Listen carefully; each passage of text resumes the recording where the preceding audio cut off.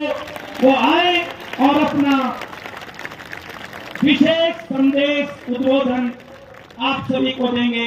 आदमी डॉक्टर देवेंद्र जी भराड़ा। कौन चले भाई कौन चले, भारत माँ के लाल चले। कौन चले भाई कौन चले,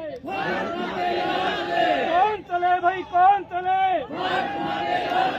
वंदे इंकलाब, भारत माता की। कौन चले भाई कौन चले।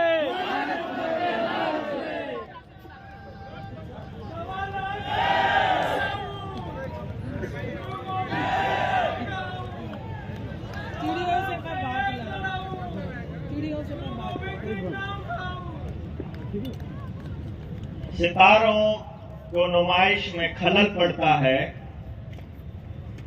चांद पागल है, अंधेरे में निकल पड़ता है।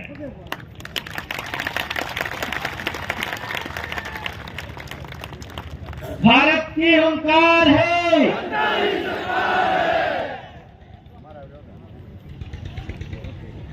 सम्मानित मंच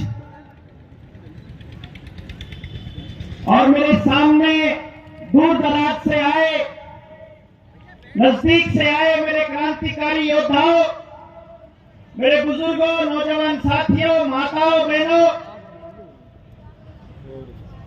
आपके इस क्रांतिकारी सब्र को, आपकी हिम्मत को और आपके जज्बे को मैं जनता सरकार मोर्चा की तरफ से नमन करता हूं। भारत माता की जय।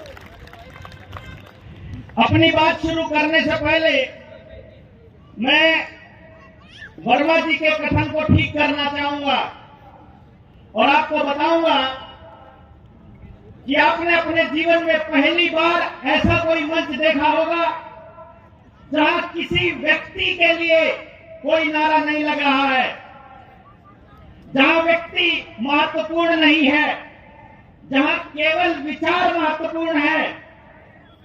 तो जो ताकत वर्मा जी ने देवेंद्र बलहारा को देने की बात कही है, मैं आप सबकी इजाजत से और वर्मा जी की इजाजत से उस सारी की सारी ताकत को जनता सरकार मोर्चा और आपको समर्पित करता हूं। यहां किसी व्यक्ति अगर कोई पूछा जाए, हर रोज हर जिले में जब प्रचार कर रहे साथियों को बोलते थे सीआईडी वाले, ये सीआईडी वाले क्या बोलते थे कि प्रधान कौन है। पता चलता है यहां तो कोई प्रधान ही नहीं है। ये कौन संभाल रहा है, ये कोई नहीं संभाल रहा, या सब आपस में संभाल रहे हैं। मेरे पास मोबाइल में मैसेजेस आए हुए हैं, वो मैसेजेस क्या कहते हैं कि हमने इतनी अनुशासित सभा पहले कभी नहीं देखी रैलियों में। आप सब लोग इसके लिए बधाई के पात्र हैं। जनता सरकार मोर्चा जब शुरू हुआ तो सरकार की जबरदस्तियों के खिलाफ शुरू हुआ था। सरकार ने हम लोगों के ऊपर कुछ पाबंदियां लगाई थी। उन पाबंदियों से लड़ने के लिए, अपने हक के लिए, अपनी आजादी के लिए कुछ मतवाले सड़कों पर उतरे। वो ताकत लेकर जो किसान आंदोलन में किसानों ने अपने बच्चों को दी थी कि जब देश का नागरिक ये कहता है कि तुम्हारे बनाए हुए कानून हमको नहीं पसंद, तो मतलब नहीं पसंद, नहीं चाहिए मतलब नहीं चाहिए, चाहे संसद ने पास किए हो, चाहे सुप्रीम कोर्ट कमेटी बनाने की बात करती है। अगर जनता को नहीं चाहिए तो जनता को नहीं चाहिए, क्योंकि इस देश का जो संविधान बाबा साहब अम्बेडकर ने बनाया था, उस संविधान की पहली लाइन है जो हमारे जनता सरकार मोर्चा के लोगों के बीच में लिखी हुई है कि हम भारत के लोग, हम कहेंगे वो काम करना पड़ेगा नेता को, अभिनेता को, संसद में बैठे हुए हमारे प्रतिनिधि को। वो प्रतिनिधि है हमारा, मालिक नहीं है। ये जो कलेक्टर है, ये जो एसपी है, ये जो आपके गांव में आने वाला सरकारी कर्मचारी है, ये आपका मालिक नहीं है, ये हमारा मालिक नहीं है। ये हमारे पब्लिक के सर्वेंट है, इसलिए लिखा जाता है पब्लिक सर्वेंट। और जनता सरकार मोर्चा का काम है जनता को ये बताना कि अपने नौकर से काम कैसे लिया जाता है। अब कुछ जबरदस्तियां से आपको लड़ना होगा। मैं जब बात करता हूं ना कि आने वाले वक्त में जो क्रांति आने वाली है उसकी शुरुआत इस धरती से होने वाली है। आज हमारे सामने बहुत सारी विपरीत परिस्थितियां थी। कुछ लोग जो क्रिकेट को, खेलों को बहुत महत्व दे रहे हैं, आज भारत का फाइनल मैच है वर्ल्ड कप का, विजयी का समय चल रहा है। भाजपा के सहयोगी किसी पॉलिटिशियन की रैली 1 नवंबर को होनी थी, जैसे ही पता चला जनता सरकार मोर्चा की रैली है, उस रैली को 19 नवंबर को ही कर दिया गया। आप समझिए, सब जगह से, चारों तरफ से विपरीत परिस्थितियों के बाद भी इतने अनुशासन में आप लोग बैठे हैं, आप सबको मैं सलाम करता हूं। ये जो जबरदस्तियां हैं जिनसे हमको लड़ना होगा, इसमें एक जबरदस्ती वो भी है जिसका जिक्र थोड़ी देर पहले रविंद्र भाई ने किया था। उसको भी करेक्ट करते हुए मैं थोड़ा सा आपको बता दूं कि जनता सरकार मोर्चा जब अपना ज्ञापन प्रशासन को दे रहा है तो उसमें एक लाइन लिख रहा है कि जनता सरकार मोर्चा ही नहीं, जनता के किसी भी व्यक्ति से डबल टोल नहीं वसूला जाएगा, चाहे फास्टैग लगा हो चाहे ना लगा हो। जिंदाबाद। कल शाम से पहले आपके डिस्ट्रिक्ट की टीम के पास एक मैसेज पहुंच जाएगा। अपनी गाड़ी में 10-10 वो पर्चे छपवा कर रख लेने हैं। उसमें आपको वो सारे कानूनी प्रावधान बताए जाएंगे कि जैसे ही टोल का कर्मचारी आपसे डबल पैसे मांगता है, उसमें उस टोल की जगह का नाम, एसएचओ थाने का नाम और अपने गाड़ी का नंबर और दस्तखत और समय भरिए और उसी टाइम 112 पे कॉल करके उनके खिलाफ मुकदमे दर्ज करवाइए। 8 साल से लेकर आजीवन कारावास तक की सजा है। देश के पैसे का वैल्यू आधा करना, 1 रुपया भी कम करना। ये नहीं मालूम है टोल वालों को, ये नहीं पता है देश की जनता को। और अपनी मांगों में एक सबसे बड़ी बात जो हमने लिखी है कि हर टोल के ऊपर ये लिखा होना चाहिए, जैसे यहाँ चौक पर जाओगे आपको हमारे शहर का प्रदूषण का लेवल मालूम पड़ जाएगा। लिखा हुआ है कि इतना टीडीएस है, इतना हवा के अंदर AQI बन गया है। लेकिन क्या यही ऐसी स्क्रीन टोल टैक्स के ऊपर नहीं लगनी चाहिए? इस रोड का खर्चा कितना था, इस रोड का खर्चा कितना पूरा हो चुका है, कितना पूरा होने में रहता है, और अगर पूरा हो चुका है तो वो टोल टैक्स वहां से उखड़ना चाहिए।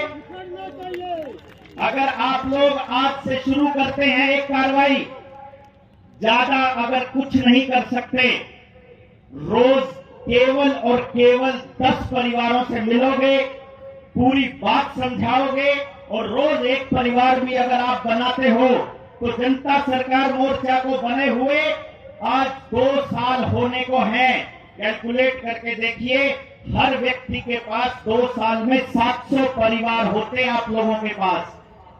लेकिन क्योंकि हम लोगों को मालूम नहीं था कि हम कितने सारे लोग हो चुके हैं, जो जनता सरकार मोर्चा के साथी घर घर, गांव गांव, शहर शहर, दूसरे राज्यों में जाकर के लोगों को जोड़ने का काम कर रहे हैं।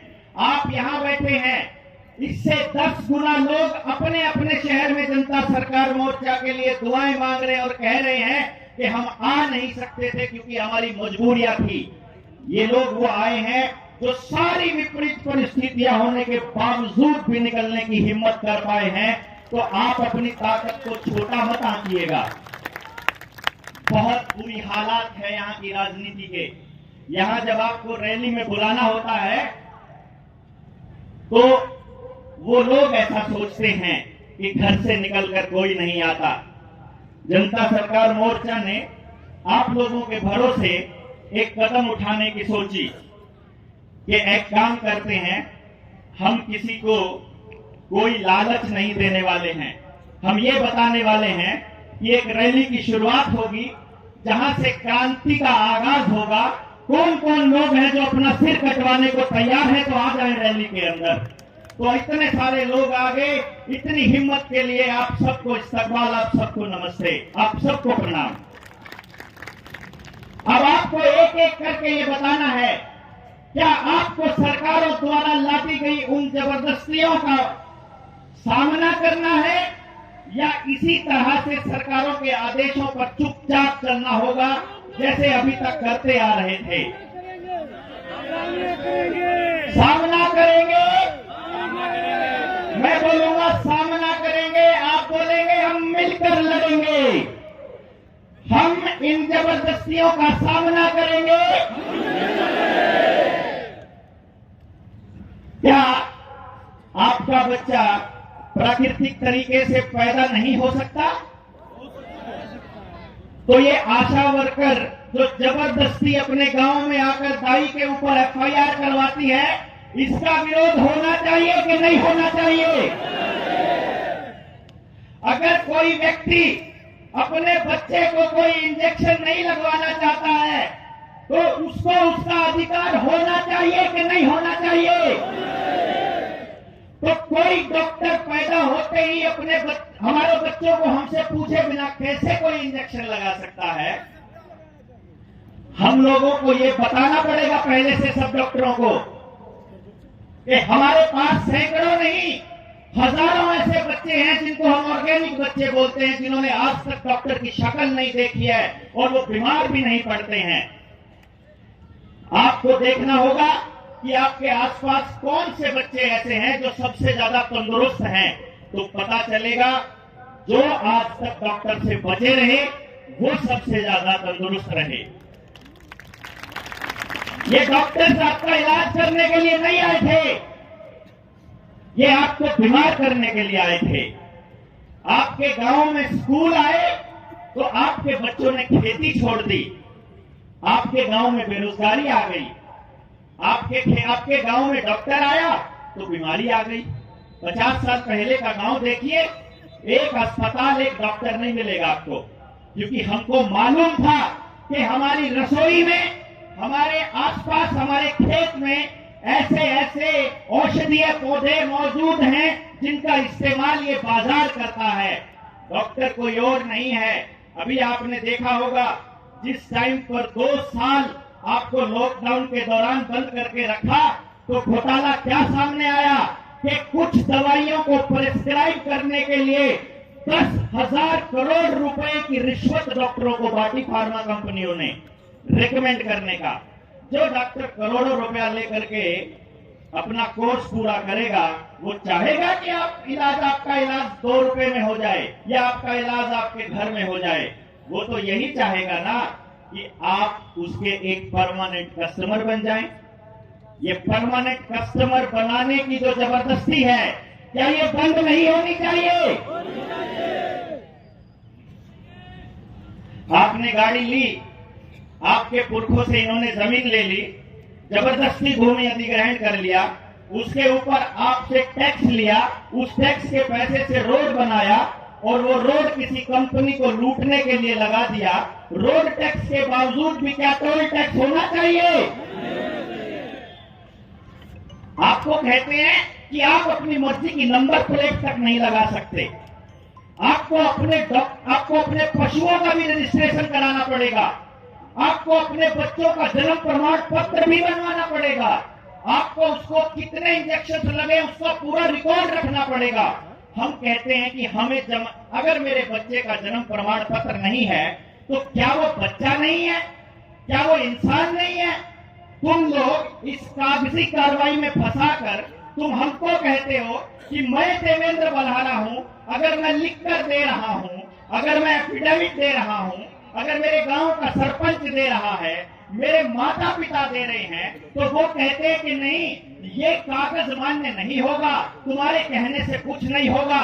लेकिन नंदन नीलकेणी जैसे किसी उद्योगपति को हजारों करोड़ रुपए का ठेका दिया हुआ है तो उसका आधार कार्ड बताएगा कि हम कौन हैं, और उसके बाद वो ये कहते हैं कि तुमको अपने जीवन जीने के लिए जितने भी कागजात चाहिए, जितनी भी सुविधाएं चाहिए, हर सुविधा को तुमको आधार कार्ड से जोड़ना पड़ेगा।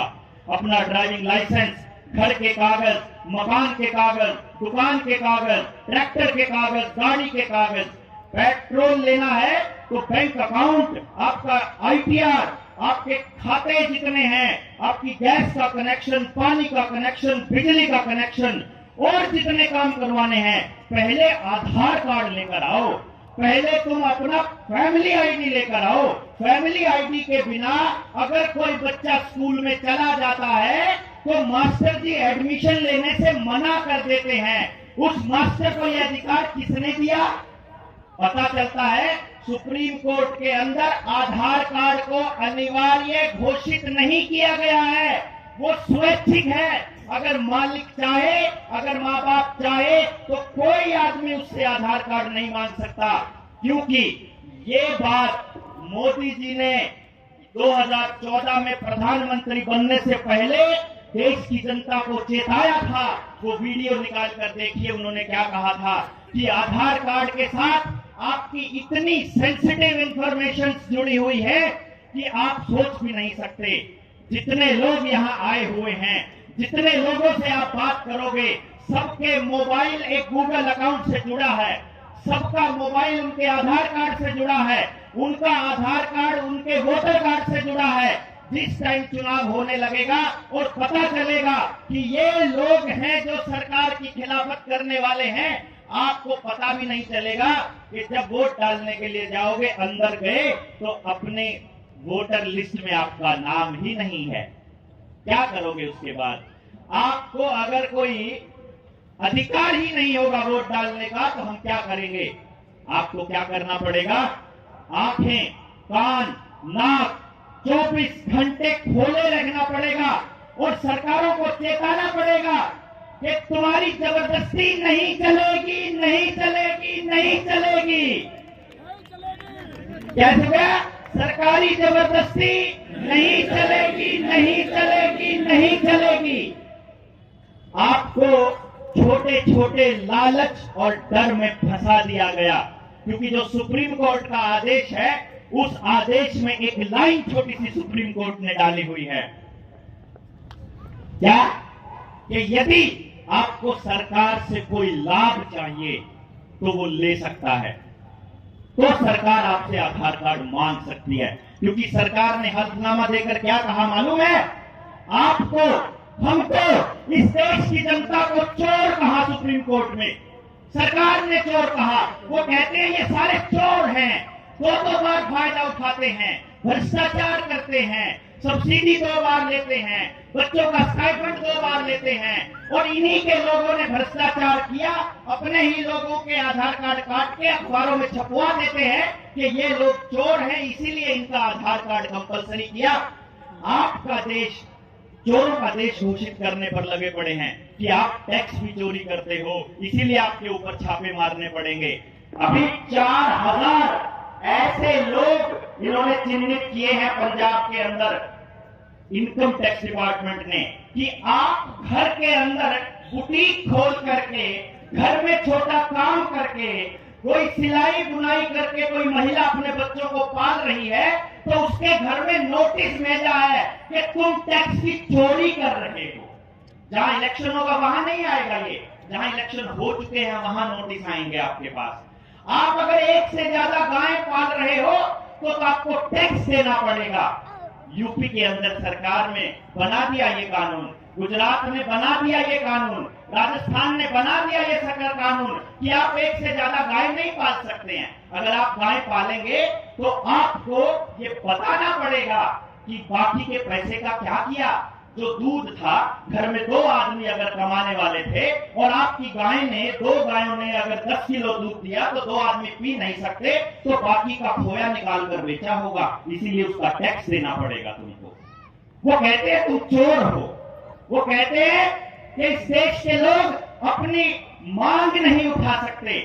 भारत के अंदर अलग अलग राज्यों में शुरुआत की थी इन्होंने यूपी से, और अब हरियाणा में भी ये लोग आ चुके हैं। इन्होंने एक कानून बनाया, क्षतिपूर्ति कानून, कि आज जनता सरकार मोर्चा की एक रैली हुई। यहां से आप जब जाओगे, आपकी गाड़ियां चली होंगी, गाड़ियों के ऊपर स्टिकर लगा होगा। कोई एक व्यक्ति सरकार का, कोई एक व्यक्ति इनकी पार्टी का या किसी और पार्टी का अगर जनता सरकार मोर्चा का स्टिकर अपनी गाड़ी पर लगाकर कोई दंगा कर देता है, अगर कोई हुड़दंग कर देता है, तो उसके लिए बुलाई जाने वाली पुलिस सरकार का जितना खर्चा होगा और उसके बाद उस पूरे के पूरे नुकसान की भरपाई यहां बैठे हुए लोगों से करेंगे। ऐसा वो उस कानून के अंदर कहते हैं। हमारे यहां बीच में बैठे हुए हैं भाई सुशील, उनकी तो प्रॉपर्टी भी अटैच करने का कार्यक्रम इन लोगों ने चलाया कि खेती के कानूनों के अंदर आप लोग कैसे खेती कानूनों का विरोध करने के लिए किसान आंदोलन में चले गए। ये क्षतिपूर्ति कानून ये वापस होना चाहिए कि नहीं होना चाहिए? इसके लिए कितना बड़ा आंदोलन करना पड़ेगा आप सोच भी नहीं सकते, क्योंकि सरकारों को आपकी जमीन, मकान, दुकान सब कुछ चाहिए। 2030 तक इनका एजेंडा है कि आपका किसी भी चीज के ऊपर कोई अधिकार नहीं रहेगा। आपकी गाड़ियां धीरे धीरे बंद की जा रही हैं। पहले कहते हैं डीजल की गाड़ी एंटर नहीं कर सकती, फिर कहते हैं पेट्रोल की गाड़ी एंटर नहीं कर सकती, फिर कहते हैं सीएनजी की नहीं कर सकती क्योंकि आपको केवल इलेक्ट्रिक गाड़ियां लेनी है। इलेक्ट्रिक गाड़ियां प्रोग्रामेबल है क्या आपको नहीं पता है? कुछ दिन पहले इन लोगों ने एक्सपेरिमेंट किया कि गाड़ियों को दूर से बैठे बैठे कंपनी ब्लास्ट करवा सकती है क्या। कुछ गाड़ियां चार्जिंग पे लगी हुई, कुछ गाड़ियां सड़क पे चलती हुई, कुछ गाड़ियां वैसे ही खड़ी हुई अपने आप ब्लास्ट हो जाती है। क्योंकि भैया जी आपका मोबाइल जिस तरह से काम करता है और अगर वो हीट कर रहा है तो कंपनी एक सॉफ्टवेयर भेजेगी, वो सॉफ्टवेयर आप अपडेट कर दोगे तो आपका मोबाइल गर्म होना बंद हो जाएगा। अगर आपका मोबाइल गर्म होना बंद हो जाएगा तो आपका मोबाइल गर्म होना शुरू भी तो हो सकता है, जरूरत से ज्यादा शुरू भी तो हो सकता है। ये तो वो तकनीक किसके हाथ में है इस बात पर निर्भर करता है। और आपको मालूम ही है कि सरकारें कौन बनाता है। सरकारें बनाता है ईवीएम, सरकार बनाता है मीडिया और सरकार बनाता है पैसा। पैसा, मीडिया और ईवीएम, इन तीनों चीजों को संभालता है बाजार। बाजार मतलब पूंजीपति, और बाजार का एक ही नियम है और वो है पैसा और प्रॉफिट। इसके बदले में देश की जनता का जीवन दूभर हो, इसके बदले में देश बर्बाद हो जाए, इनके बच्चे बीमार पड़े रहे, विकलांग पैदा हो, अपंग पैदा हो, इनके बच्चे मंदबुद्धि पैदा हो, ये आपस में लड़ते रहे, जात के नाम पर लड़े, धर्म के नाम पर लड़े, दंगे होते रहे, युद्ध होते रहे, कंगाल होते रहे, मकान बिकते रहे, दुकान बिकती रहे, ये लोग आत्महत्या करते रहे, कोई दिक्कत नहीं है। कैंसर से मरोगे कोई दिक्कत नहीं है सरकार को, बुखार से मर जाओ, बीमारी में मर जाओ, दूसरी किसी बीमारी में मर जाओ, लेकिन सरकार आपको कोरोना से नहीं मरने देगी। क्या कमाल की सरकार है भाई, क्या कमाल का दिमाग लगाते हैं। मतलब ऐसा सेलेक्टिव किस तरह से हो सकते हो आप?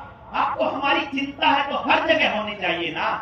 कोई भी एक भी किसान क्यों आत्महत्या करे, कोई एक भी आदमी किस तरह से परेशान हो जाए, ऐसा क्यों नहीं नियम बनता, ऐसा कानून क्यों नहीं बनता कि अगर एक गरीब से गरीब आदमी के साथ भी अगर अत्याचार कोई कर रहा है तो उसका जिम्मेदार कौन होगा, जिम्मेदारी तय की जाए। ये जनता सरकार मोर्चा की पहली लड़ाई है कि किसी के साथ भी गलत हो तो जिम्मेदारी तय हो। क्या बच्चों को लगने वाले सारे इंजेक्शन की अनिवार्यता खत्म होनी चाहिए? नंबर प्लेट आपकी मर्जी की लगनी चाहिए या कंपनी की लगनी चाहिए? फास्टैग की अनिवार्यता बंद होनी चाहिए। किसान को फसल का बीमा उसकी पूछे बिना उसके खाते से कटना चाहिए। अरे कटना चाहिए क्या? तो क्यों नहीं मांगते हम लोग ये सवाल, क्यों नहीं पूछते कि उससे पूछे बिना कैसे कट जाएगा? कितने बीमे कटते हैं मालूम है आपको? किसान अपना बीमा काटने की मांग उठाएगा, उस दिन किसान दूसरे बीमे कटने की मांग नहीं उठाएगा, वो एपीवाई कटने की मांग नहीं उठाएगा। अटल पेंशन योजना, प्रधानमंत्री सुरक्षा बीमा योजना, प्रधानमंत्री जीवन ज्योति बीमा योजना। बैंकों के ऊपर इतना दबाव है कि उनको ये कहा जाता है कि भाई साहब, किसी के खाते में पैसा आया, पैसा आते ही कभी 300 रुपए, कभी 400 रुपए, कभी 500 रुपए इनके खाते से कटकर बीमा कंपनी को पहुंच जाने चाहिए। बीमा कंपनियों की बहुत चिंता है हमारे देश के मुख्यमंत्री और प्रधानमंत्री को। एक किस्त कटती है सेंट्रल गवर्नमेंट से, एक किस्त कटती है स्टेट गवर्नमेंट से, और एक हिस्सा कटता है किसान का। यानी कि जो इंश्योरेंस कंपनियां हैं उनको 3 जगह से पैसा दिया जाता है। ये जुल्म और जबरदस्ती बंद होनी चाहिए कि नहीं होनी चाहिए? आपका पैसा बैंकों में पड़ा हुआ है, मैनेजर कहेगा ऑनलाइन ट्रांजैक्शन कर लो, क्योंकि ऑनलाइन ट्रांजैक्शन में केवल डिजिट ट्रांसफर करनी है। जो थोड़ी देर पहले वर्मा जी ने आपको बताया था कि ये रुपए का खेल समझ में आ गया है। वर्मा जी ने शब्द बोला था रुपया, और आवाज आनी बंद हो गई थी लाइव पे। 10-15 चैनल के ऊपर लाइव चल रहा था। 1 घंटे तक हम लोग जद्दोजहद करते रहे, जब तक वर्मा जी बोलते रहे, एक आवाज बाहर नहीं गई यहां से। आपने तो सुन लिया रुपए का खेल क्या है, बाहर बैठे लोग नहीं सुन पाए कि जनता सरकार मोर्चा क्या कर रहा है। तो क्या आप लोगों को ये जिम्मेदारी नहीं उठानी पड़ेगी कि एक आदमी एक दिन में कम से कम 10 परिवारों को समझाएगा कि ये बर्बादी तुम्हारी अचानक से नहीं आई है, ये बर्बादी तुम्हारी वजह से नहीं आई है, इस बर्बादी का कारण योजनाबद्ध तरीके से सरकारों की बनाई हुई नीतियां हैं। क्या हम लोगों को नहीं करना चाहिए ये सब? अपने को बनना पड़ेगा अपना मीडिया। हमको कौन बनेगा इस देश का मीडिया? कौन बनेगा? आपको ही बनना पड़ेगा। रास्ता नहीं है आपके पास। इसके साथ बुरा हो रहा है तो मुझे आवाज उठानी पड़ेगी, मेरे साथ बुरा हो रहा है तो आपको उठानी पड़ेगी। किसी के साथ भी गलत होता नजर आए, कोई जात हो, कोई धर्म हो। हमसे कुछ लोगों ने पूछा, हमारी वाले जात के आदमी का तो फोटो तुमने अपने शहीदों की जगह पर नहीं लगाया, ये जो ऊपर लगे हुए हैं, किसी की जात का शहीद रह जाता है, तो हमसे पूछा तुमने ये क्यों नहीं लगाया? तो हमने एक ही जवाब दिया था, क्योंकि हम जातिवादी नहीं हैं, क्योंकि हमने जाति सोचकर नहीं लगाया था। हमने आपके लिए ऑप्शन छोड़े हैं, आपको खुली छूट है। जब हम महाराष्ट्र में गए तो महाराष्ट्र के लोगों ने इनमें से एक फोटो हटाकर शिवाजी की फोटो लगा ली, हमें कोई आपत्ति नहीं। आपको अपने मोहल्ले में कोई सभा करनी है, अपने लोगों को लगाना है, चाहे सारों की फोटो हटाकर एक फोटो लगा लो, हमें कोई दिक्कत नहीं जिसकी लगे, बस वो आदमी जिंदा नहीं होना चाहिए। जिंदा आदमी की फोटो नहीं। अगर आपको अपनी फोटो लगवानी है ऊपर तो पहले शहादत देनी पड़ेगी। आदमी से ऊपर जा चुका है जनता सरकार मोर्चा, विचार बन चुका है, जात से ऊपर जा चुका, धर्म से ऊपर जा चुका। सिर्फ एक ही जात है हमारी, हम कौन है? अगर कोई पूछे, लोग कहते हैं तुम क्रांतिकारी हो। नहीं, क्रांतिकारी पत्ते काटता है, वो विद्रोही होता है जो जड़ें काटता है। हम जड़ काटने का काम करते हैं इन गंदे लोगों की। हम विद्रोही हैं, विद्रोही। हम तुम्हारी हर उस गलत नीति का विद्रोह करेंगे, उसके खिलाफ विद्रोह करेंगे। हम उस गलत नीति का विरोध करेंगे जो आम जनमानस को दुखी करती है, जो जनता को दुखी करती है, क्योंकि हमको मालूम है आप आज सत्ता के किसी भी कुर्सी पर बैठे होंगे, कल तुम्हारा बच्चा हमारे साथ यहीं बैठा होगा, कल को उसके साथ ऐसा ही हो सकता है। इसलिए इस गुमान में मत रहिए कि आज आप सत्ता के गलियारों में बैठे हुए हैं तो आपको कोई दिक्कत नहीं है।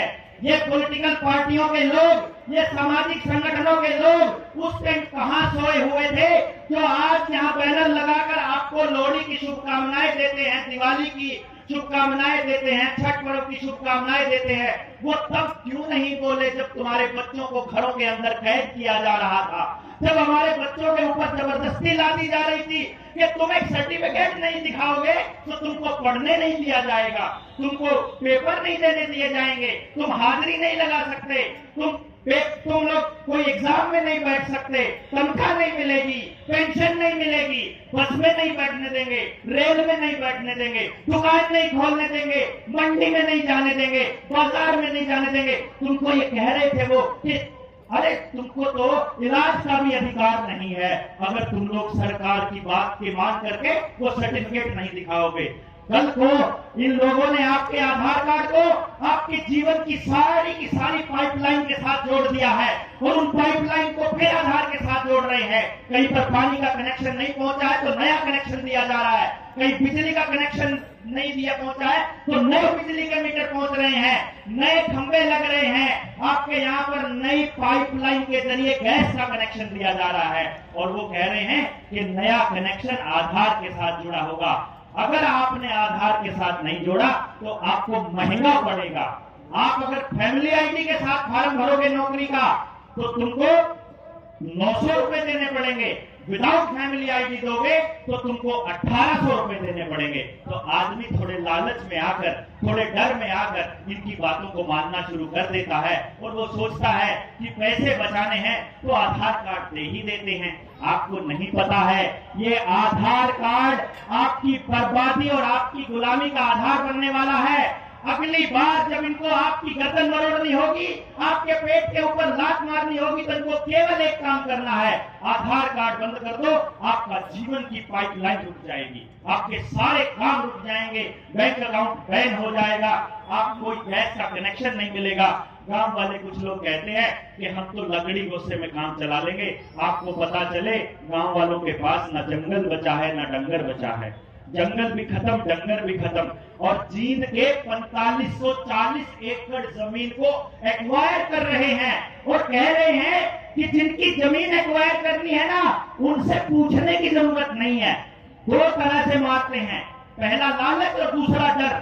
लालच में कहते हैं अखबार में छपेगा करोड़पति बनेंगे जींद के किसान और इधर से छपेगा कि मान नहीं दोगे तो जबरदस्ती छीन लेंगे। तो आदमी सोचता है कि बेचने का बट्टा नहीं लगे, इससे अच्छा तो एक्वायर हो जाए। क्यों? क्योंकि उसको कर्जे में रखा जाता है। कर्जे में क्यों रखा जाता है? कर्जे में ऐसे नहीं रखा जाता है, योजनाबद्ध। आपके पास फोन आएगा, सबके पास फोन आएगा, फोन नहीं आएगा तो मैसेज आएगा, बोलेगा बिना कागज के लोन ले लो, बिना बैंक में जाए लोन ले लो, लोन ले लो, लोन ले लो। जिसने नहीं ले रखा बोलता मेरे पास तो नौकरी भी नहीं, पैसा भी नहीं। अरे तुम डंगर पे ले लो, डंगर भी नहीं, पुरानी कार्ड पे ले लो, वो भी नहीं, 10वीं की बीएमसी पे ले लो, अरे मैं अनपढ़ हूं तो आधार कार्ड पे ले लो, लेकिन लोन ले लो। पहले लोन ले लो, जब किस्तें चुकाओगे तो बोलेंगे अभी तुम्हारी किस्तें ठीक जा रही है और ले लो, तुमको और दे रहे हैं, टॉप अप दे रहे हैं। जब और मिल जाएगा और जब हम लोग उस पोजीशन में पहुंच जाएंगे कि वो लोन चुकता करने की हमारी गुंजाइश नहीं बची तो फिर कहेंगे या तो चुकता करो, नहीं तो अपने घर की एक लड़की हमारे यहाँ भेजो, हम दे देंगे एक पहली किस्त। मैंने सुना ये अपनी आंखों से, कलेजा फट कर आता है, अंदर आग उगलती है कि कोई रिकवरी वाला एजेंट किसी बेबस आदमी को तो चुकता नहीं कर पा रहा अपने लोन की किस्त, उसको ऐसी गंदी भाषा में कैसे बात कर सकता है यार? कैसे यार लोगों को ऐसा? और लोग बोलेंगे नहीं क्या? हमको दहाड़ना होगा, हमको बताना होगा कि तुम्हारा जो ये लोन का प्रोसीजर है यही हमारी गुलामी का आधार है। ये जो पैसा तुम अपने आप मर्जी से छाप रहे हो, ये छापने वाला दिन ज्यादा दिनों तक नहीं चलेगा। हम लोग, आपको हमने एक बात कही थी, ये स्वराज की लड़ाई है, ये अपने राज की लड़ाई है, ये जनता के राज की लड़ाई है। ये लड़ाई में हमने कहा था कि जनता ही सरकार है और हमने आपको एक बात कही थी कि हमें भीड़ नहीं चाहिए, हमें जागे हुए लोग चाहिए। और आपका सबर देखकर, आपका यहाँ बैठा हुआ होकर ये साबित करता है कि आप सारे के सारे जागे हुए क्रांतिकारी योद्धा हो जो जरूरत पड़ने पर अपनी गर्दन भी नौछावर कर देंगे। और हम लोगों ने ये ऐलान किया हुआ है कि जिस दिन, जो बाल गंगाधर तिलक ने कहा था ना कि स्वराज्य हमारा जन्मसिद्ध अधिकार है और हम स्वराज लेकर रहेंगे। स्वराज मतलब मेरा राज, मेरा राज मतलब आपका राज, आपका राज मतलब जनता का राज। जिस दिन जनता सरकार मोर्चा के लेटर हेड के ऊपर ये लिखा होगा कि मैं संजीव कुमार और नीचे लिखा होगा सदस्य जनता सरकार मोर्चा, और डेप्यूटी कलेक्टर को ये संदेश दे कि मैं तुमको ये कह रहा हूं कि मुझे ये दिक्कत है, और अपने अधिकारियों को निर्देशित करो कि मेरी समस्या का समाधान किया जाए। और डीसी जब देखे उस कागज को, देखते ही सबसे पहले फोन खड़काए कि भाई ये जनता सरकार मोर्चा वालों का मैसेज आया है, इनका काम जल्दी से जल्दी होना चाहिए। उस दिन हम जनता सरकार मोर्चा की ताकत को देखेंगे। भारत की हुंकार है। 1 लाख लोग जिस दिन जागे हुए हमारे पास इकट्ठे हो गए, जो कि विद नेम हमको मालूम है कि इस जिले में, इस गांव में ये साथी को पूरी ट्रेनिंग ली हुई है, जिसने पूरा कॉन्सेप्ट समझा हुआ है। आप समझिएगा, पूरे षड्यंत्र को समझाने में हमको ट्रेनिंग में 3 दिन लगते हैं। 3 दिन षड्यंत्र समझ में नहीं आता है, उसके बाद भी हमको लगता है कि कुछ कमी रह गई। वो बात हम आधे घंटे में, 1 घंटे में पूरी नहीं कर पाएंगे। इसलिए आपको एक काम करना है, यहां से जाने के बाद अपने आसपास के लोगों को तैयार करना है एक काम के लिए कि अपने जीवन के 3 दिन हमको दे दीजिए, अपने बच्चों को बचाने के लिए, अगली पीढ़ी को बचाने के लिए। हम एक जगह सुनिश्चित करेंगे, आप दूसरे स्टेट से हो तो आपके दूसरे स्टेट में आएंगे, आपको बताएंगे कि आपकी गुलामी का आधार क्या है और उससे बचने का रास्ता क्या है। और जिस दिन 1 लाख लोग समझे हुए हमारे पास हो गए, उस दिन हम स्वराज की घोषणा कर देंगे कि हमारा राज आ गया। आपने जनता सरकार मोर्चा के लोगों में देखा होगा कि यहां किसान के बैल की जगह हमने नेताजी को रखा हुआ है, और पीछे से हल्की मूठ, कंट्रोल और सांटा, सांटा बोलते हैं अपने हरियाणा के अंदर। डंडी के पीछे चमड़े की एक लेदर की बेल्ट होती है, जो उस बैल को ये इशारा देने के लिए होती है कि जैसे ही वो उल्टा चले उसको लगा के बताया जाता है कि ना, इधर नहीं जाना है। वो किसान और हम भारत के लोग और जनता सरकार मोर्चा वो सांटा लिए हुए लोग हैं, जो उस नेता को बैल की जगह जोतने वाले हैं आने वाले समय में। आप लोग अपनी जरूरत का कानून, सबसे ज्यादा मजबूत कानून आरटीआई का कानून है। आप वहां से अपनी जानकारियां इकट्ठा कर सकते हैं कि आपके हित के कौन सी नीतियां बनी, किसने कितनी चोरी करी, किसने कितने योगदान दिए। आरटीआई के कानून को लगातार कमजोर किया जा रहा है। क्या हमको इसका विरोध नहीं करना चाहिए? हमसे जबरदस्ती जमीनें खरीद ली गई, हमसे जबरदस्ती जमीनें एक्वायर करके उसके ऊपर एलिवेटेड हाईवे बना दिए गए, एलिवेटेड रेलवे के प्लेटफॉर्म, रेलवे के ट्रैक बना दिए गए और फिर प्राइवेट कंपनियों को सौंप दिए गए। और उसके ऊपर किसान की बुग्गी झोटा नहीं चल सकता, किसान की ट्रैक्टर ट्रॉली नहीं चल सकती, हमारे बच्चों की मोटरसाइकिल नहीं चल सकती, वहां पर हम लोग नहीं चल सकते। ये तो कमाल की तानाशाही है। और देश के लोगों को यह बोलना पड़ेगा, जमीन हमारी है, हमारे पैसे से सड़क बनी है और हमको ही चलने नहीं दोगे। क्या हमको इसका विरोध नहीं करना चाहिए? इन सारी की सारी डिमांड्स के ऊपर हमको जनमानस तैयार करना पड़ेगा। ये लोग फार्मा कंपनियों के जो गुलाम हैं, इन लोगों ने एलोपैथी का इतना प्रचार कर दिया है कि रॉकफेलर और रॉथशाइल्ड की उस पूरी की पूरी यूनाइटेड नेशन और वर्ल्ड बैंक और WHO, वर्ल्ड हेल्थ ऑर्गेनाइजेशन को पालने में लगे पड़े हैं। क्या हमारा आयुर्वेद इतना गया गुजरा है? जब आयुर्वेद हमको इतनी शिक्षा दे सकता है कि हम हर घर के अंदर स्वस्थ रहने का पैमाना तय कर सकते हैं, ऋतुचर्या और दिनचर्या के हिसाब से अगर हम जीवन जीते हैं तो हम बीमार ही नहीं पड़ेंगे। तो क्या जितना फार्मा कंपनियों का और मेडिकल का बजट है, उसमें 50% बजट कम से कम आयुर्वेद का नहीं होना चाहिए? हमको इस बात के लिए भी जनमानस तैयार करना पड़ेगा। शिक्षा का बजट 4% भी नहीं है दोस्तों, 4% भी नहीं।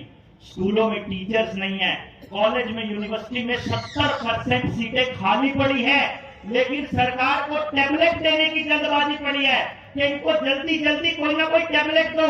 आपके बच्चे जो स्कूलों में पढ़ रहे हैं, मास्टर जी पढ़ाने का काम नहीं करते हैं, उनको PLO बना दिया गया, उनको लेटरिंग करने वालों के फोटो खींचने लगा दिया गया, उनको कह दिया गया कि तुम लोग ये पता करो गांव में कितने लोगों के आधार कार्ड फैमिली ID के साथ जुड़े हुए हैं, तुम लोग ये पता करो सरपंच ने क्या क्या कर लिया, कितने लोगों के घर में शौचालय बन गए, कितने डंगरों के ID कार्ड बन गए। बच्चा कितना पढ़ता है उससे कोई मतलब नहीं है, लेकिन बच्चे के पढ़ने का काम वो दो, एक टैब दे दो। उस टैब के अंदर सरकार का आंकड़ा है दोस्तों, आपको पता चले 85% बच्चों ने अश्लील सामग्री सर्च की उसके अंदर। आपके बच्चे सिलेबस के नाम पर जब ऑनलाइन किताब उठाते हैं, फेसबुक उठाते हैं, यूट्यूब उठाते हैं और कोई भी सॉफ्टवेयर उठाते हैं, उसके ऊपर जबरदस्ती गंदी गंदी वीडियो आती हैं। हमारी अगली पूरी की पूरी पीढ़ी को बर्बाद करने का षड्यंत्र रचा जा रहा है। जो इतनी अश्लीलता परोसते हैं, उनको लाखों लोगों की भीड़ के सामने प्रदेश का मुख्यमंत्री खड़ा होकर उसका हाथ उठाकर उसको मजबूत करने का काम करते हैं। शर्मानी चाहिए ऐसे मुख्यमंत्री को, और हम लोग यहाँ से कड़ी निंदा करते हैं ऐसी योजना का। आर्मी को खत्म करने के लिए अग्निवीर जैसी यूनिवर्सिटी को लेकर के आए योजना, जिसके अंदर पूरी तरह से आर्मी का पूरा खाता बर्बाद हो रहा है। जीएसटी लगाकर अनऑर्गेनाइज सेक्टर को बर्बाद किया जा रहा है। हर सेक्टर के अंदर नई नई योजनाएं लाकर प्राइवेटाइजेशन, पब्लिक प्राइवेट पार्टनरशिप के नाम पर कंपनियों को सारा कुछ दिया जा रहा है और आपका डेटा कलेक्शन किया जा रहा है। किसान को क्या कहते हैं कि तुम लोग अपनी अगर फसल का ब्यौरा नहीं दोगे तो तुम्हारी फसल नहीं बिकेगी। तुमको फसल का ब्यौरा चाहिए, तुमको हमारे खाते में कितने पैसे आए, कहां से आए, उसका ब्यौरा भी चाहिए। हम लोग कैश जमा कराएंगे, कैश निकलवाएंगे, उसके ऊपर पूरा टैक्स लगाओगे। लेकिन जब देश के लोग सुप्रीम कोर्ट में कोई रिट डालते हैं, कोई एप्लीकेशन डालते हैं कि ये पॉलिटिकल पार्टियां उद्योगपतियों से पैसा लेकर उनके लिए नीतियां बनाते हैं और देश की जनता को नजरअंदाज करते हैं, तो उस टाइम पर देश की सरकार, सारी पॉलिटिकल पार्टियां हलफनामा देकर के सुप्रीम कोर्ट में कहती है कि देश के जनता को ये हक नहीं है कि इलेक्टोरल बॉन्ड के जरिए किस पॉलिटिकल पार्टी को किस उद्योगपति ने कितना चंदा दिया। क्या ये जानने का हमको हक नहीं है? मालिक को तो जानने का हक है नहीं, और नौकर जो सारी की सारी सुविधाएं हमारे पैसों से लेते हैं, निर्णय लेने की ताकत हमारी वोट से लेते हैं, उनको सब कुछ जानना है। उनको नहीं जानना है असल में जिस बाजार के दम पर वो सरकारों में बैठे हैं, उस बाजार को कंट्रोल करने वाली विदेशी ताकतों को जानना है कि इस देश के लोगों का कितना पैसा अभी बैंकों में पड़ा है, कितनी जमीन लोन पर चढ़ चुकी है, कितने लोग अभी कर्जदार होकर मरने की कगार पर आ चुके हैं, कितने बेरोजगारी का आंकड़ा है, कितने अकेले रहते हैं, कितने परिवार को छोड़ चुके हैं। क्योंकि प्रोग्रेसिव फार्मिंग की 2016 में नीति आयोग की मीटिंग के अंदर, जिसमें बिल गेट्स ने सरेआम ऑफिशियल डॉक्यूमेंट की बात कर रहा हूं मैं, ये उसने कहा था कि हमको इस देश की जमीनें चाहिए, किसी भी कीमत पर चाहिए, बड़े बड़े चंक चाहिए, 1000 एकड़ से छोटा कोई चंक नहीं चाहिए, कहीं 4000 एकड़ चाहिए, कहीं 8000 एकड़ चाहिए। कुछ लोग कहते हैं इस सरकार को गिरा देते हैं, इससे पहले तो फलाने वाली सरकार थी।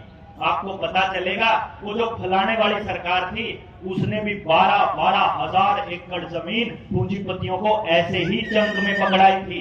वही प्रोग्रेसिव फार्मिंग की रिपोर्ट के अंदर, नीति आयोग की उस मीटिंग के अंदर, भारत की सरकार का कृषि मंत्री ये कहता है ऐलान करके ऑफिशियली कि हम लोग आने वाले 5 से 10 सालों में इस देश की आधी आबादी को खेती से हटा देंगे। या तो उनको हम इतना कर्जदार कर देंगे, या हम उनको गांव से निकाल करके शहरों में शिफ्ट कर देंगे, या फिर उनको पूरी तरह बर्बाद करके छोटे छोटे कबूतर खाने बना देंगे और उसमें जाकर के वो चले जाएंगे और गांव आपके लिए खाली हो जाएंगे।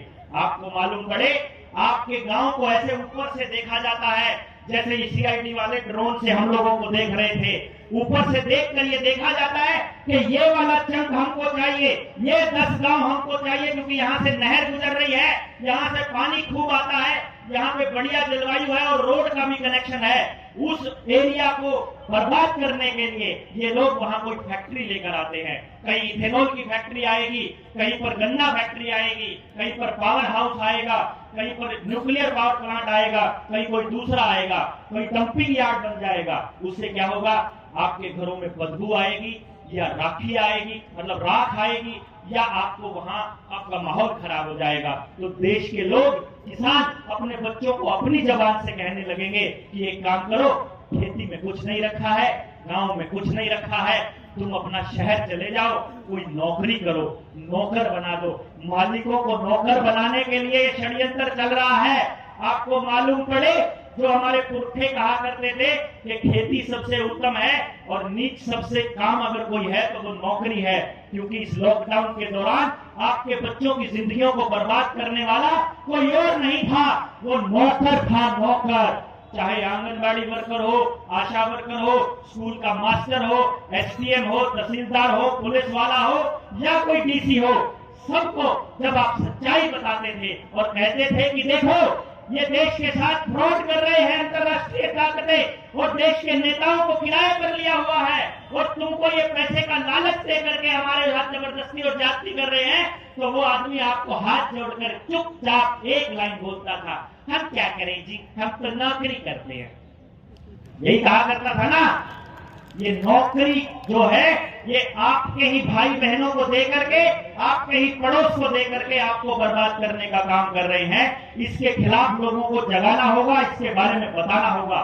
शिक्षा का स्तर इस लेवल पर गिरा दिया है, हर सेंट्रल यूनिवर्सिटी के अंदर इन लोगों ने ऐसे लोगों को बिठा दिया जिनका शिक्षा से कोई लेना देना नहीं है। स्कूल में मास्टर बनने लायक भी लोग नहीं थे और अगर उनका किसी एक खास संगठन से वास्ता है, अगर वो उसमें जाते हैं, उनके प्रचारक बने हैं और उन्होंने शादी नहीं की है, तो ऐसे ऐसे लोगों को उन लोगों ने वहां पर वाइस चांसलर की पोस्ट तक बिठा दिया और वाइस चांसलर अब यूनिवर्सिटीज को बर्बाद करने पे लगा पड़ा है। आपको नई शिक्षा नीति के बारे में पता चले, नई शिक्षा नीति के अंदर पूरी तरह से साफ लिखा हुआ है कि स्कूलों का इस्तेमाल आपके बच्चों की वैक्सीनेशन के लिए किया जाएगा।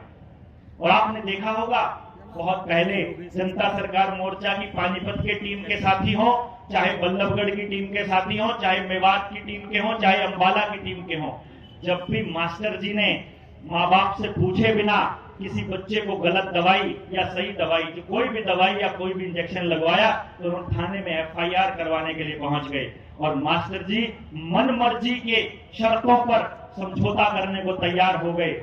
ऐसी बातें जब मास्टर जी ने ऊपर बताई तो मास्टर जी के लिए एक हथियार दे दिया सरकार को, उसको स्कूल को। वो क्या दिया कि आपसे पूछे बिना मास्टर जी कुछ भी इलाज करवा सकते हैं अगर आपके बच्चे का अपार कार्ड बना हुआ है। वो आजकल आपके बच्चों का अपार कार्ड बनाने पे लगे पड़े हैं मास्टर जी। उनका एक ही काम है कि जब तक वो बच्चा पढ़ेगा तब तक कोई भी एजेंसी, चाहे कॉलेज हो चाहे स्कूल हो, आपसे पूछे बिना आपके बच्चों को कोई भी इलाज दे सकते हैं। उनका पक्का इलाज भी कर सकते हैं, क्योंकि आपका पक्का इलाज करना है, इन्होंने पक्का करना है। आप अगर संगठित नहीं हुए, आपने अगर आकर के क्रांतिकारी से विद्रोही की भूमिका में अगर आप नहीं आए, तो आपका पक्का इलाज होना तय है। मेरे बच्चे का इलाज ऐसा पक्का ना हो तो मैं लड़ रहा हूं, आपके बच्चे का ना हो तो आप सबको लड़ना होगा और देश के अंदर क्रांति लानी होगी। देश के लोगों को जगाना होगा कि हर आदमी अपनी जगह पर एक क्रांतिवीर बन करके निकले, अपने बच्चे को भी बचाए और अपने पड़ोस के बच्चे को भी बचाए। यही थीम जनता सरकार मोर्चा का है। जनता ही सरकार है। अब आपको बता दें, खेती से अगर निकालना है किसान को तो बर्बाद करना पड़ेगा, बर्बाद करना है तो उसकी फसल के दाम उसको ना मिले, ये तय करना पड़ेगा। खेती के अंदर उसका खर्चा ना हो, जनता सरकार मोर्चा ने साबित करके दिखाया है। सुनील भाई जैसे लोग हैं और दूसरे लोग भी बहुत जुड़े हुए हैं अपने साथ खेती पर एक्सपेरिमेंट करने वाले। पहली बार पूरी पैदावार बिना बाजार, बिना जहर, बिना बाजार, आप लोग अपने अपने गांव में चालू कीजिए। किसी भी किसान को सरकार से एमएसपी मांगने की जरूरत नहीं पड़ेगी। लेकिन जनता सरकार मोर्चा अपने इस मंच से सरेआम इस बात को पुरजोर समर्थन करता है कि किसानों के एमएसपी की गारंटी का कानून बनना चाहिए। बनना चाहिए कि नहीं बनना चाहिए? आने वाले वक्त में चुनाव है, 2024 में आप लोगों से पूछा जाएगा कि किसको वोट करें, हमसे भी पूछा जाएगा। तो भैया जी आपको एक अल्टरनेट तो देना पड़ेगा ना कि किसको वोट करें। अगर आप वोट करते हैं किसी चोर को तो चोर बन जाएंगे आप भी और हम भी। और अगर नहीं करते हैं तो फिर से चोर सत्ता में आएंगे। तो जनता सरकार मोर्चा एक प्लान कर रहा है और आपसे पूछ रहा है, क्या ऐसा होना चाहिए? हम अगर देश की जनता से आह्वान करें कि तुम लोग अपने गांव से हमको 5-5 एमएलए के कैंडिडेट हमको दे दो, 5-5, एक ओबीसी, एक एससी, एक महिला, 2 जनरल, या जहां जिसकी आबादी ज्यादा है 5 दे दो, 10 दे दो। और अगर एक विधानसभा में 70 गांव से हमको 350-400 एमएलए के कैंडिडेट बन जाएं, मिल जाएं, और उन सारे एमएलए एमपी के कैंडिडेट को जनता सरकार मोर्चा पूरा षड्यंत्र समझा दे कि तुमको विधानसभा के अंदर तुम्हारे साथ क्या क्या गद्दारियां होती हैं और तुम्हारे हाथों से कैसे बर्बाद किया जाता है, और उसके बाद उन सारे के सारे लोगों को समझा करके ये तय कर लिया जाए कि विधानसभा में एक आदमी अगर वहां पहुंचा हुआ है तो जो 5 आदमी गांव ने छांट करके दिए थे उनकी ताकत भी गांव के अंदर एमएलए की जितनी हो, तो हमारे गांव के पास जनता की ताकत वैसी की वैसी रहेगी। और वहां पर एक आदमी छांट करके उन सारे समझे हुए लोगों में से भेज दिया जाए। जिस भी विधानसभा के अंदर अगर हर गांव अपने अपने बच्चों को हमको दे देता है और उनको ट्रेनिंग दे दे, तो क्या ऐसे लोगों के ऊपर एक्सपेरिमेंट करना चाहिए? करना चाहिए कि नहीं करना चाहिए? आपको इस बात का प्रचार करना पड़ेगा। कोई भी मीडिया हाउस इसका प्रचार नहीं करेगा।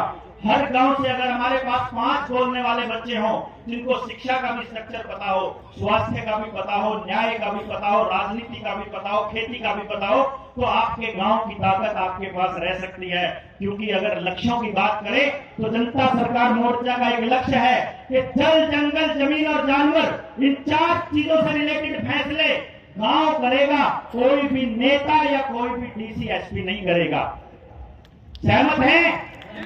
हाथ खड़ा करके आपको सहमति जतानी पड़ेगी। आप लोग सहमत हैं?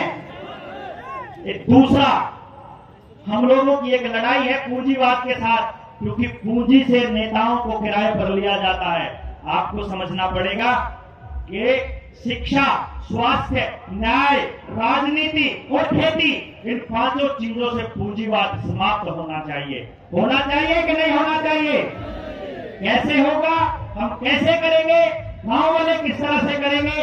इस रैली के बाद हम इसका आगाज करेंगे। एक व्यक्ति 100 लोगों के बराबर है, 1000 लोगों के बराबर है, हम ये मानकर चलते हैं, क्योंकि इतने अनुशासित लोग किसी भी संगठन के अंदर नहीं है। हम लोगों से कुछ लोगों ने ऐसा कहा था कि 2 बजे लोग वापस जाना शुरू कर देंगे। हमको जानकर अंदर ही अंदर इस बात की संतुष्टि है कि रैली समाप्त होने से पहले एक भी आदमी रैली स्थल को छोड़कर नहीं गया है। इसके लिए आप सबको हम नमन करते हैं।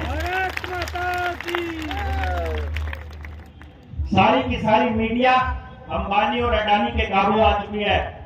वही मालिक हैं 2 ही लोग, और 2 पिलर ऐसे बना दिए गए हैं। अगर कोई नेता आपसे कहता है कि देश की इकोनॉमी 5 ट्रिलियन हो गई है कि 4 ट्रिलियन हो गए, 50 ट्रिलियन, भैया जी 2 ही लोगों के पास है सारे ट्रिलियन। हम लोगों के पास किसी के पास कुछ नहीं है। आप सब लोग कर्जे में हैं। आपको एक आश्वासन जनता सरकार मोर्चा के मंच से दिया जा रहा है। हम लोग सबसे पहला काम करने वाले हैं इस रैली के बाद, मैं और वर्मा जी और 4-5 साथी और मिलकर सबसे पहले वो सारे दस्तावेज ऑनलाइन जब हम चलते हैं तो लोग पूछते हैं वो कौन से दस्तावेज है जिनके भरोसे आप चल रहे हो, उन सारे दस्तावेजों को एक किताब की शक्ल में लेकर के हम बहुत जल्दी आपके बीच में आ रहे हैं। हर घर में वो दस्तावेज होगा जिसकी बदौलत आप सुप्रीम कोर्ट में इन बैंकों की खाट खड़ी कर देंगे। एक भी व्यक्ति को कर्जदार नहीं छोड़ना है। गांव के अंदर, शहर के अंदर, पड़ोस के अंदर किसी भी व्यक्ति को कितना ही बड़ा कर्जा देना है, आप उनको बोल दीजिए, आपका सारा कर्जा जनता सरकार मोर्चा उतारेगा। हम लोग वादा करते हैं।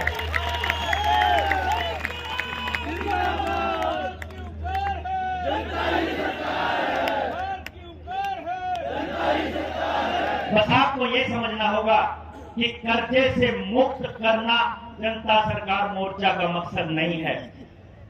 आने वाली पीढ़ियों तक भी कर्जे से मुक्त रखना जनता सरकार मोर्चा का मकसद है। हम लोग एक ऐसी व्यवस्था बनाने की दिशा में काम करने वाले हैं कि आने वाली पीढ़ियां इस कर्जे के दलदल में कभी फंस ही ना पाए।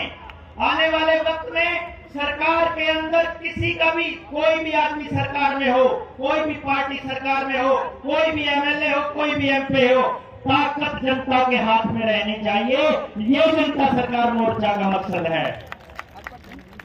यहां आप लोग आए, आप लोगों को एक काम सबसे पहले करना होगा। यहां से जाने के बाद नियम बना लीजिए, सोना नहीं है उस दिन से पहले, उस टाइम से पहले सॉरी, तब तक सोना नहीं है जब तक ये तय ना कर लो कि आज मैंने ये 2 परिवार अपने साथ जोड़ लिए। इस परिवार को बहुत बढ़ाना, कम से कम 2 परिवार। कुछ भी नहीं कर सकते हो तो फोन तो कर ही सकते हो ना, बता तो सकते ही हो ना। एक अपने रिश्तेदार को, एक अपने आदमी को, इस पूरे के पूरे षड्यंत्र की एक वीडियो बनाएंगे हम 2-4 घंटे की। उस पूरी की पूरी वीडियो को उसको बोलिए मेरे कहने से ये पूरा सुन लो, एक बारी इसको समझ लो। तुम्हारे बच्चों को भी बचाना है, अपनों को भी बचाना है। उसको रिक्वेस्ट करो, अधिकार पूर्वक कहो, जैसे मर्जी कहो, लेकिन सबसे पहले उनको ये कहो कि भैया इसको समझ लो। अगर तुमको लगे कि ये बच्चे, ये जो नौजवान साथी, ये हमारे बुजुर्ग, ये नेता, ये ठीक काम कर रहे हैं तो आप हमसे जुड़ जाइए और आने वाली रैली के अंदर आने का आपको प्रॉमिस कर दीजिए, क्योंकि अगली रैली हम ऐसी नहीं करने वाले हैं। अगली रैली हम चुपचाप करने वाले हैं। बस हम पहुंच जाएंगे। आपको इस तरह से आपको स्ट्रक्चर बनाना होगा कि एक मैसेज गया, उसने 20 लोगों को किया, उसने 20 लोगों को किया, उसने 20 लोगों को, सरकार को पता ही ना चले कि 1 लाख लोग आई गए। कर सकते हैं ये काम हम लोग, करना चाहिए, करोगे। हमको, मैं जिस हिमांशु पाठक को आपके सामने खड़ा किया गया था ना जनता सरकार मोर्चा ने, हम लोग मिलकर एक पूरा स्ट्रक्चर तैयार कर रहे हैं। नेता की गर्दन को पकड़ने का स्ट्रक्चर, ऐसा पकड़ने का कि घर बैठे बैठे ये लोग क्या सोचते हैं, क्षतिपूर्ति कानून लाकर हमसे बाहर निकलने पे पाबंदी लगाएंगे, ये हमारे लोगों को मारपीट करेंगे। फरीदाबाद में जब पोस्टर लगा रहे थे हमारे साथी अंकुश के ऊपर, उनके सरकार के गुंडों ने अटैक किया। वैसे ही मुंह बांध रखे लोगों ने, जैसे वो लोग मुंह के अंदर दंगा करवाना चाह रहे थे, ऐसे ही लोगों ने, सरकार के लोगों ने हमारे लोगों पर अटैक किया। तो हमको उसने मैसेज किया जब सोमदेव ने, तो मैंने उसको सबसे पहले एक बात कही। जब उसने कहा कि भाई साहब हमारे ऊपर हमला किया, मैंने कहा कौन थे? बोला सरकार के लोग थे। तो मैंने कहा बधाई हो, तुम लोग सरकार की नजरों में आ चुके हो, मतलब सरकार के लिए खतरा बन चुके हो। अब एक बात ध्यान से सुन लेना, जितने लोग यहाँ आए हो ना, आप सब लोग विद्रोही की कैटेगरी में आ चुके हो। सबके मोबाइल की लोकेशन आ चुकी है, सबको पकड़ पकड़ के रगड़ने का प्लान सरकार की सीआईडी बना चुकी है। आपके पास रास्ता है, हमने आपको घेर लिया है, अब आप घिर चुके हो। आपके पास कोई रास्ता नहीं है अपने आप को मल्टीप्लाई किए बिना। आपके हर एक आदमी के पास अपनी 20 से 50 लोगों की टीम होनी चाहिए, जो एक फोन कॉल पर आधे घंटे के अंदर थाने में, एसएचओ के पास, डीसी के पास कहीं भी खड़ी हो जाए। सरकार का जबरदस्ती का कोई खंभा लग रहा है, कोई नाली खोद रहे हैं, कोई जबरदस्ती किसी को कोई इंजेक्शन लगाया जा रहा है, कोई जबरदस्ती का कोई फरमान जारी हो रहा है, कोई भी सरकारी कर्मचारी जो बेईमान है, क्योंकि सरकार के गलत नियमों को केवल बेईमान सरकारी कर्मचारी मानेगा। कोई भी सरकारी बेईमान अगर आदमी, अगर देश के लोगों के साथ जबरदस्ती करेगा तो जनता सरकार मोर्चा वहीं पे खड़ा मिलेगा अपने साथियों के रूप में। आपको खड़ा हो जाना है, इसलिए आपके पास अपने आप को मल्टीप्लाई करने के अलावा रास्ता है नहीं है। मैं इस मजबूरी में आपको छोड़ रहा हूं। हम लोगों ने आपको लपेट लिया है, आप अब वापस नहीं जा सकते। दिल्ली में जब नए नए फ्लाईओवर बनने शुरू हुए थे तो पता चलता था कि भैया अब अगर इस कट से आगे निकल गए तो यूटर नहीं है, आपको बहुत आगे से आएगा। तो आप लोग वो कट पार कर चुके हो, आपका यूटर्न अब कभी नहीं आएगा। अब आपको क्रांति के रास्ते पर ही चलना होगा।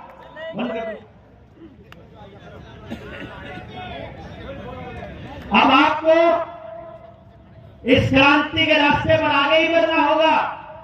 हम लोग रहें ना रहें, ये लोग बैठे हैं जो मंचों पर बैठे हैं, मंचों पर और लोग आएंगे, ये लोग निकल जाएंगे, हम लोग फोटो में आ जाएंगे, कहीं भी कुछ भी हो जाए, किसी को कोई फर्क नहीं पड़ने वाला है। ये मोर्चा ऐसे ही दिन रात मल्टीप्लाई करता रहना चाहिए। ये जिम्मेदारी हम लोग आपके ऊपर छोड़कर जा रहे हैं। बहुत सी बातें करनी है, मुझे नहीं पता कि हम पूरी बातें कर भी पाएंगे कि नहीं कर पाएंगे। रेलवे के अंदर देख लीजिए, सारी रेलवे की 3 लाख एकड़ जमीन पड़ी थी खाली, सारी अडानी को देने की योजना बन रही है। 9 लाख एकड़ जमीन आर्मी के पास पड़ी थी, वो सारी की सारी अडानी को देने की योजना बन रही है। 18 की 18 ऑर्डिनेंस फैक्ट्री आप लोगों ने, ऑर्डिनेंस फैक्ट्री आपने देखी होंगी, वो सब बेच चुके हैं। आर्मी को पूरी को बेचने की योजना है। सीआरपीएफ, सीआईएसएफ पुलिस को खत्म करने की योजना है। ट्रैफिक पुलिस का काम सीसीटीवी कैमरे करने वाले हैं। सीसीटीवी कैमरे और टैबलेट देने की बड़ी जल्दी है सरकार को, हमारे स्कूलों के अंदर टीचर्स देने की जल्दी नहीं है। और एक बड़ी बात, आप सबकी जमीनों को सरकार अपने नाम कर चुकी है। हर पंचायती जमीन को, हर ग्राम सभा को वापस मांगना चाहिए कि नहीं मांगना चाहिए? आपके स्कूल की जमीन, अस्पताल की जमीन, जोहड़ की जमीन, सार्वजनिक चौपालों की जमीन, सबकी रजिस्ट्री सरकार अपने नाम कर चुकी है लाल डोरा तोड़कर। ये सारी जमीन वापस लेंगे। गांव गांव जाकर चालू हो जाइए। हर टोल के आसपास के 15-20 गांव के अंदर 1000-2000 लोगों की एक टीम तैयार कर दीजिए। जब हम कहेंगे, जब इधर से ऐलान होगा, तभी सरकार का पूरा चक्का जाम होना चाहिए। इस जीटी रोड को आप बैन करोगे तो इन्होंने एलिवेटेड हाईवे बना लिए हैं, इन एलिवेटेड हाईवे का भी जुगाड़ करना पड़ेगा। जिस गांव को ये जगह नहीं दे रहे हैं, उस गांव के लोगों को हम ऐलान करते हैं, आप लोग अपने गांव की 5-5, 4-4 जेसीबी ले लीजिए। लोग चुपता जनता सरकार मोर्चा करेगा, हम गारंटी लेते हैं। जेसीबी ले लो, इनके सारे एलिवेटेड हाईवे के रास्ते हमको खुद बनाने पड़ेंगे। आज के टाइम पर हम इस रास्ते पर नहीं आए हैं। सरकार अगर हमारी बातों को इग्नोर करेगी तो हम लोग ऐलान करते हैं कि विद्रोह की ये भाषा हमको अपनानी पड़ेगी। अभी आपको क्या करना है, जाते हुए किसी भी सार्वजनिक संपत्ति का कोई नुकसान नहीं होना चाहिए, क्योंकि वो आपकी ही संपत्ति है। अभी पूरी तरह से शायद नहीं भी की है, हम उसे वापस ले लेंगे। एक बात आपको ध्यान से देनी है, कोई हुड़दंगबाजी नहीं करेंगे। जितने लोग यहाँ आए हैं, जितने लोग जनता सरकार मोर्चा की बातों से सहमत हैं, ये नंबर लिखा हुआ है 9518170000। इस नंबर पर मिस्ड कॉल करनी है सबको कि हम लोग यहाँ आए हुए हैं। आज ये परिवार बढ़कर इतना बड़ा हो गया है। जनता सरकार मोर्चा का परिवार जिस दिन 1 लाख परिवारों का हो गया, उस दिन हम स्वाधीनता की घोषणा कर देंगे कि अब हम तुम्हारे गुलाम नहीं है, ना तुम्हारा दस्तावेज चाहिए, ना तुम्हारे स्कूल कॉलेज चाहिए। हम लोग 100% रोजगार देने वाली शिक्षण व्यवस्था चालू करेंगे जनता सरकार मोर्चा के तत्वाधान में।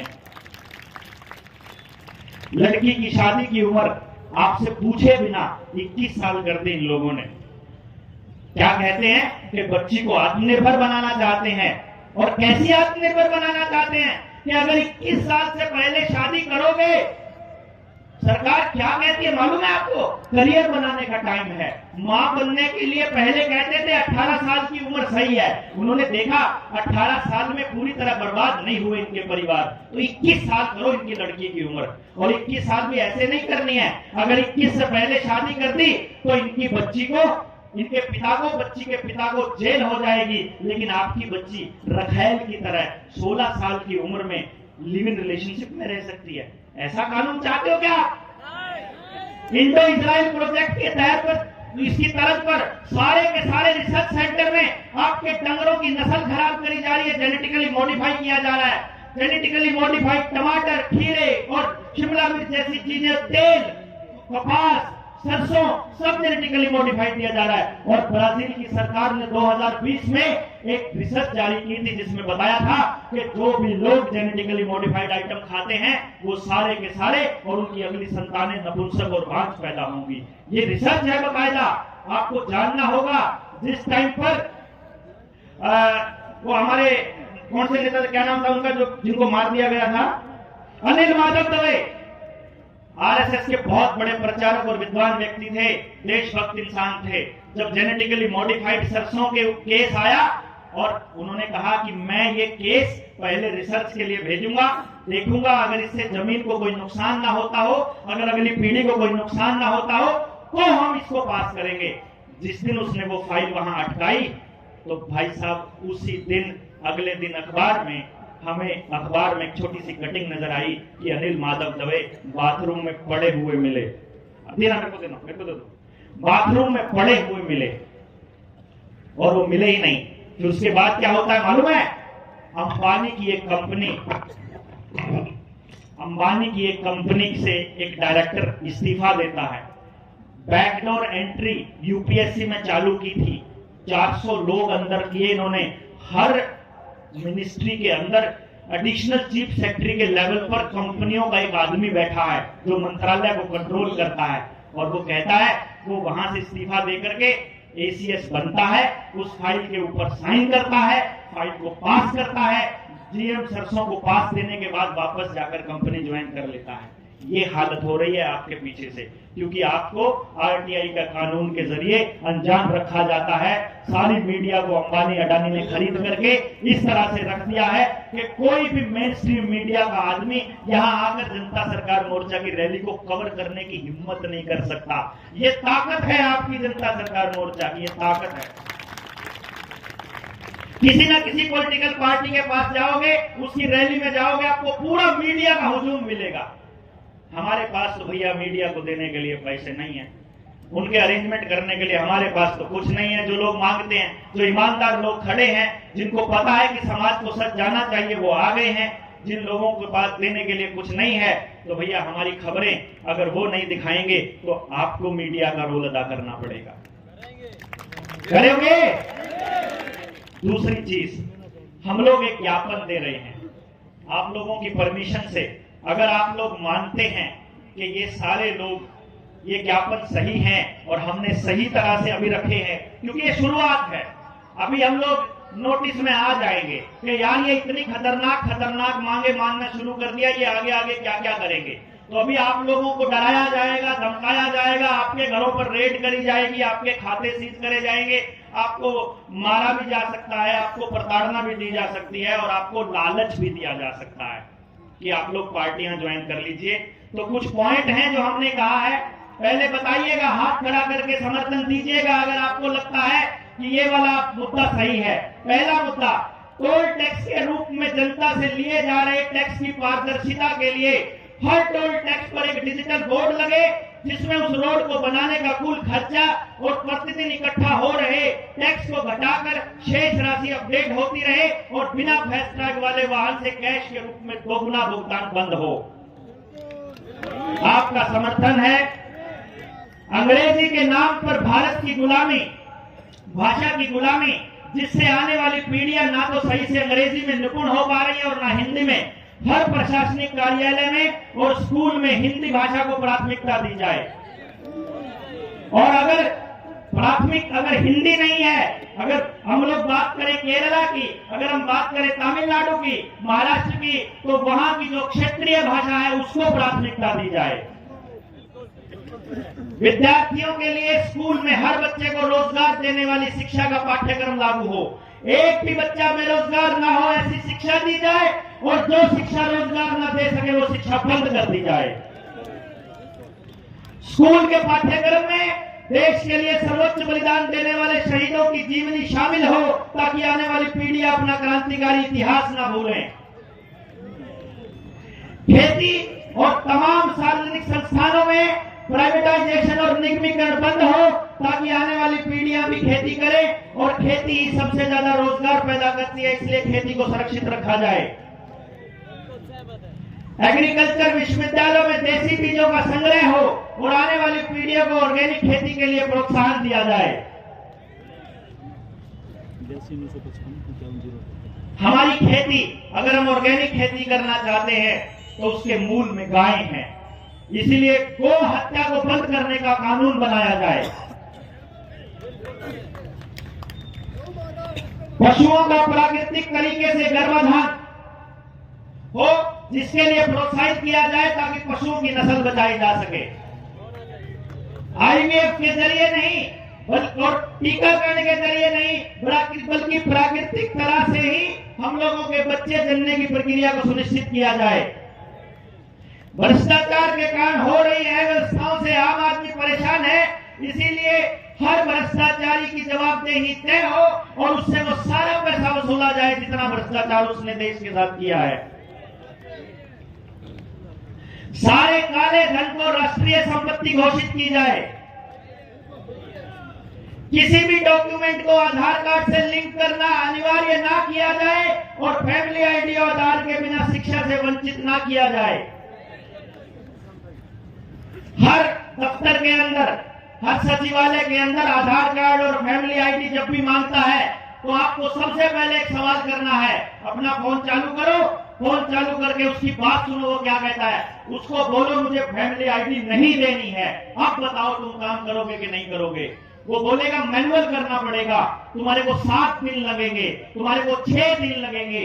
आपको एक काम करना पड़ेगा, जिस भाई के पास इतनी ताकत हो, सब्र हो कि लोकल लेवल पर अपनी टीम तैयार कर चुका है, तो 6 दिन नहीं भैया, उसको बोलिए मैनुअल करवाऊंगा और शाम तक लेकर जाऊंगा और नहीं तो कल से यहाँ धरना देकर चालू करूंगा। तुम लोगों को काम तो करना ही पड़ेगा। ऐसा कैसे हो सकता है कि मैनुअल 6 दिन और ऑनलाइन आपका साथ के साथ? ये नहीं चलेगा। दस्तावेज तुम्हारा आधार कार्ड क्यों चले? मेरे गांव का नंबरदार कह दे, मेरे गांव का सरपंच कह दे, मेरे पिताजी का वोटर कार्ड लगा दिया और मेरे पिताजी ने लिख करके दे दिया कि मैं हूं वो आदमी, तो तुम्हारे दस्तावेजों का क्या रोल रह जाएगा? जनता के टैक्स के पैसे से बने सार्वजनिक संस्थानों का निजीकरण बंद हो। सही है। 152D सहित सभी भारतमाला हाईवे पर जितने भी भारतमाला के हाईवे हैं, वहां किसान के ट्रैक्टर, ट्रॉली, मोटरसाइकिल समेत सभी वाहनों को चलने की अनुमति हो।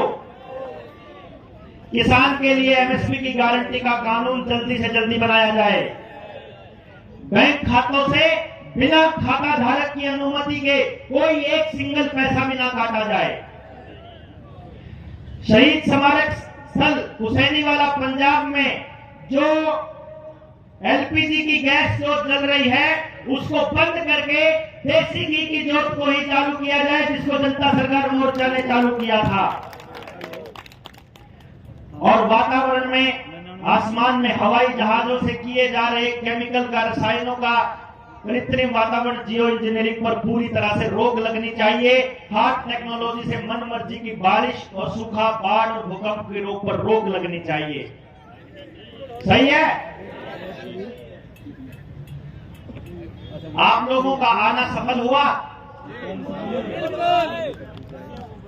हम लोग आप सबकी मौजूदगी में ड्यूटी मजिस्ट्रेट हमारे बीच आए हुए हैं ज्ञापन लेने के लिए। भोजन की व्यवस्था की गई है। जिन भी साथियों ने इस पूरे कार्यक्रम को सफल बनाने में अपना योगदान दिया है, उन सभी साथियों का, आयोजन करने वालों का, सेवादारों का, और जो दानी सज्जन है जिन्होंने इसके लिए अपना योगदान दिया था, कुछ हमारा पेमेंट करना रहता है, उसके लिए हम चाहेंगे कि आप सब लोग जनता सरकार मोर्चा के दिए हुए खाते में भी जमा करा सकते हैं। और भैया यहाँ दान सहयोग भी जरूर दे करके जाएं, क्योंकि हमारे पास किसी उद्योगपति का दिया हुआ पैसा नहीं है। तो आप सबके सहयोग से ये आयोजन सफल रहा। हम लोग अपना संदेश सरकार को, जनता को, आपको देने में कामयाब रहे। आप लोग अपनी व्यक्तिगत किसी भी बात को लेकर के आए थे, तो आप सब लोगों से मिलने के लिए जनता सरकार मोर्चा की टीम और मैं यहीं पर रहूंगा। आप सब लोग यहीं पर रहेंगे, यहीं रुके रहेंगे, खाना खा करके जाएंगे। खाने भोजन की व्यवस्था की गई है और हम आप सबके सामने प्रशासन से आए हुए अधिकारियों को ज्ञापन देंगे। आप सब लोग आए, इतना कीमती समय दिया, अपना योगदान दिया, उस योगदान के लिए आपका बहुत बहुत शुक्रिया, बहुत बहुत आभार। भारत की हुंकार है, इंकलाब जिंदाबाद, जिंदाबाद जिंदाबाद, किसान मजदूर एकता जिंदाबाद, जिंदाबाद जिंदाबाद। जितने भी लोग सरकार की इन अत्याचारों से परेशान है, जनता सरकार मोर्चा के साथियों से जुड़िए और ज्यादा से ज्यादा अपने परिवार को बढ़ाइए। जय हिंद। अभी ज्ञापन की औपचारिकता के बाद आप सभी कुछ निर्देश दिए जाएंगे। तो 5 मिनट के लिए डटे। तो जो भी आपके हमारे प्रशासनिक अधिकारी आए हैं, हम इस जेएसएम के परिवार के माध्यम से एक ज्ञापन इस प्रदेश के मुखिया और देश के मुखिया को दे रहे हैं कि इन मांगों पर संज्ञान ले। उसके बाद ये 3 मांगों के ऊपर कार्रवाई नहीं होती है तो 23 मार्च को शहीद आजम भगत सिंह के जन्म दिवस से एक क्रांति का आगाज पूरा कर दिया जाएगा। शहीदी दिवस पर 23 मार्च 2024 ये समय सरकार को दिया जाता है। इन मांगों के ऊपर वो गौर फरमा करके या तो इन मांगों को ये कहे कि ये मांगे गलत है, यदि ये सही है तो इनको मानने का काम सरकार करेगी। मिस कॉल सभी साथियों को करनी है। जो नंबर आपको इन पोस्टरों पर दिखाई देता है, सभी साथी मिस कॉल लगा दे। दूसरा, गज मुक्ति के लिए जो साथी आए हैं उनसे निवेदन है कि वो यहीं पर रुकेंगे। आपका आवेदन, आपकी एप्लीकेशन जेएसएम के सभी साथी लेंगे। जो अपना रजिस्ट्रेशन करवाना चाहता है, पंडाल के दोनों ओर आपको कुछ फॉर्म मिले हुए हैं। जो साथी क्रिया भूमिका में एक कार्यकर्ता और नेता के रूप में इस आह्वान में शामिल होना चाहता है, वो अपना रजिस्ट्रेशन करवा करके जाएगा।